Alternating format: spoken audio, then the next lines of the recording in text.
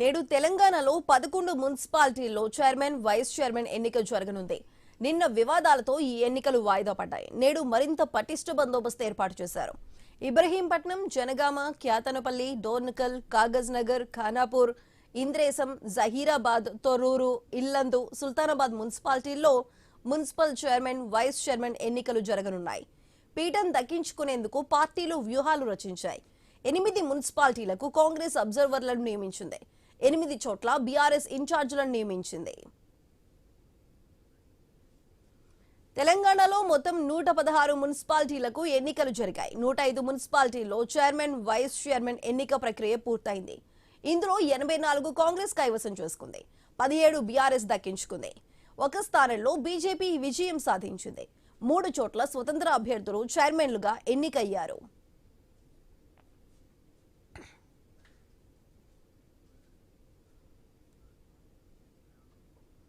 ఉమ్మడి ఆదిలాబాద్ జిల్లాలోని క్యాతన్పల్లి, కాగజ్ నగర్, ఖానాపూర్ మున్సిపాలిటీలను కైవసం చేసుకునేందుకు కాంగ్రెస్, బీఆర్ఎస్ వ్యూహాలు రచించాయి.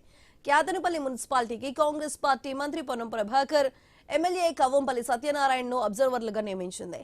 బీఆర్ఎస్ ఎమ్మెల్యేగా కోవలక్ష్మికి ఇన్ఛార్జ్ బాధ్యత అప్పగించింది. ఇక కాగజ్ నగర్ మున్సిపాలిటీకి ఇన్ఛార్జీలుగా సుదర్శన్ రెడ్డి, ప్రేమ్ సాగర్ రావుకు కాంగ్రెస్ నియమించింది. బీఆర్ఎస్ ఇన్ఛార్జిగా మాజీ మంత్రి జోగురామన్న వ్యవహరిస్తున్నారు. ఖానాపూర్లో కాంగ్రెస్ అబ్జర్వర్లుగా ప్రభుత్వ విప్ ఆది శ్రీనివాస్, ఎమ్మెల్యే భూపతి రెడ్డికి బాధ్యతలు అప్పగించారు. బీఆర్ఎస్ ఇన్ఛార్జ్ బోధ్ ఎమ్మెల్యే అనిల్ జాదవ్ వ్యవహరిస్తున్నారు.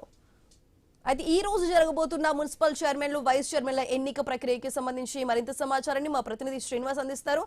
శ్రీనివాస్, చెప్పండి, మొత్తంగా ఉమ్మడి ఆదిలాబాద్ జిల్లాలో ఇంకా మున్సిపల్ వైస్ చైర్మన్ల ఎన్నిక జరగబోతుంది. దానికి సంబంధించి ఈ రోజు ఎటువంటి బందోబస్తును ఏర్పాటు చేస్తున్నారు? సుధా, ఉమ్మడి ఆదిలాబాద్ జిల్లా వ్యాప్తంగా 10 మున్సిపాలిటీతో పాటు ఒక కార్పొరేషన్ స్థానానికి ఎన్నికలైతే జరిగాయి. నిన్న ప్రమాణ స్వీకారాలు జరిగిన ఇటు 3 మున్సిపాలిటీలు కాగజ్నగర్, క్యాతన్పల్లి, ఖానాపూర్ మున్సిపాలిటీలో ఉద్రిక్త పరిస్థితుల నేపథ్యంలో అయితే ప్రమాణ స్వీకారాలు అయితే వాయిదా పడ్డ పరిస్థితులు అయితే ఉన్నాయి. అయితే ఈ 3 స్థానాల్లో కూడా పూర్తిగా 2 స్థానాల్లోనైతే ఇన్ఛార్జ్ కాంగ్రెస్ పార్టీకి సంబంధించినటువంటి ఎమ్మెల్యే ఉన్నారు. ఇంకో స్థానంలో మంత్రి వివేక్ ఇలాకాలో ఉన్న పరిస్థితి అది. అయితే ఖచ్చితంగా ఈ 3 మున్సిపాలిటీని అయితే కైవసం చేసుకోవడానికి అయితే ఇటు కాంగ్రెస్ పార్టీ అయితే పావులు కదుపుతా ఉన్న నేపథ్యంలో ఖచ్చితంగా ఈ 3 స్థానాల్లో కూడా ఇటు బీఆర్ఎస్ పార్టీ కూడా కైవసం చేసుకోవడానికి అయితే ఎక్కడికక్కడ పావులు అయితే కదుపుతుంది. ఇటు క్యాతన్పల్లి మున్సిపాలిటీకి సంబంధించి మొత్తం 22 వార్డులు ఉండగా 10 స్థానాల్లో బీఆర్ఎస్ పార్టీ, 7 స్థానాల్లో కాంగ్రెస్, 4 స్థానాల్లో సిపిఐ పార్టీ అయితే గెలుపొందింది. ఒక ఇండిపెండెంట్ అభ్యర్థి కూడా గెలుపొందాడు. అయితే ఈ క్యాతన్పల్లి మున్సిపాలిటీకి సంబంధించి బీఆర్ఎస్ సిపిఐ పొత్తులో భాగంగానైతే మున్సిపాలిటీని అయితే కైవసం చేసుకుంది. కానీ కాంగ్రెస్ పార్టీ నయానో భయానో ఇటు సిపిఐ అభ్యర్థులు కానీ ఇండిపెండెంట్ అభ్యర్థులను భయపెట్టి తమ వైపు తిప్పుకోవడానికి అయితే ఇటు పావులు కలుపుతున్న పరిస్థితులు అయితే ఉన్నాయి. నిన్న క్యాతన్పల్లి మున్సిపాలిటీ వద్ద చూసాం, ఇటు కాంగ్రెస్ పార్టీకి సంబంధించినటువంటి నేతలు మున్సిపల్ కార్యాలయం గేటుకు ముందుకు భారీగా చొచ్చుకు రావడం, ఇటు అభ్యర్థులు బీఆర్ఎస్ పార్టీకి సంబంధించిన అభ్యర్థులు, సిపిఐ పార్టీకి సంబంధించినటువంటి అభ్యర్థులు వస్తున్న క్రమంలో వారు అక్కడికి రాకుండా పోలీసులు కూడా అడ్డుకోవడం, సిపిఐ బీఆర్ఎస్ నేతలను లోపలికి ఎలో చేయకపోవడం తోటైతే ఇటు బాల్కా సుమన్ నిన్న ఫ్లైఓవర్ పైన కూడా ధర్నాలు చేసి రాస్తారోకో చేసిన ఇబ్బందికర పరిస్థితులు అయితే మనం చూసాం. అయితే ఈ నేపథ్యంలో ఇప్పటికే సిపిఐ బీఆర్ఎస్ నేతలు అయితే కలెక్టర్ తో పాటు అధికారులకు కూడా ఇటు సిపికి కూడా కంప్లైంట్ అయితే చేసిన పరిస్థితులు అయితే ఉన్నాయి. ఖచ్చితంగా ఈ రోజు నిర్వహించే ప్రమాణ స్వీకారానికి ఎక్కడ కూడా ఎటువంటి ఇబ్బందికర పరిస్థితులు లేకుండా అన్ని రకాల చర్యలు తీసుకోవాలంటూ కూడా వారు నిన్న కంప్లైంట్ కూడా చేశారు. అయితే ఇక్కడ కాంగ్రెస్ పార్టీ మాత్రం ఖచ్చితంగా ఈ స్థానాన్ని కైవసం చేసుకోవడానికి అయితే పావులైతే కదుపుతోంది. కాంగ్రెస్ పార్టీకి సంబంధించి 7 అభ్యర్థులు అయితే గెలుపొందారు. ఇటు సిపిఐ తో పాటు ఇండిపెండెంట్ అభ్యర్థి వారికి మద్దతు గనక ఇస్తే ఇటు మంత్రి ఓటుతో పాటు ఎంపీ ఓటుని ఎక్స్అఫిషియో కింద ఇక్కడ యూజ్ చేసుకోవడానికి అయితే పావులు కలుపుతున్న పరిస్థితులు అయితే ఉన్నాయి. ఇటు కాంగ్రెస్ పార్టీ చెప్తోంది, బీఆర్ఎస్ పార్టీకి సంబంధించినటువంటి 2 అభ్యర్థులు కూడా తమకు మద్దతు ఇస్తున్నారని కూడా ప్రచారం అయితే కొనసాగుతుంది. ఓవైపు సిపిఐ పార్టీ నేతలు అయితే ఒకటే చెప్తున్నారు, తాము డబ్బులకు లొంగం, రాజకీయాలకు లొంగం, ఖచ్చితంగా తాము అలయన్స్ లో ఇక్కడ స్థానాలను గెలుచుకున్నాం, ఖచ్చితంగా తమ పొత్తు బీఆర్ఎస్ తోటే ఉంటుందనేసి ఇటు సిపిఐ నేతలు చెప్తున్న పరిస్థితి. ఇటు కాగజ్నగర్ మున్సిపాలిటీకి సంబంధించి మొత్తం 30 వార్డులు ఉండగా బీఆర్ఎస్ 11 స్థానాల్లో గెలుపొందింది. Congress party 10, BJP party 4, independent అభ్యర్థులు 4, ఎంఐఎం పార్టీకి సంబంధించి ఒక అభ్యర్థి అయితే గెలుపొందారు.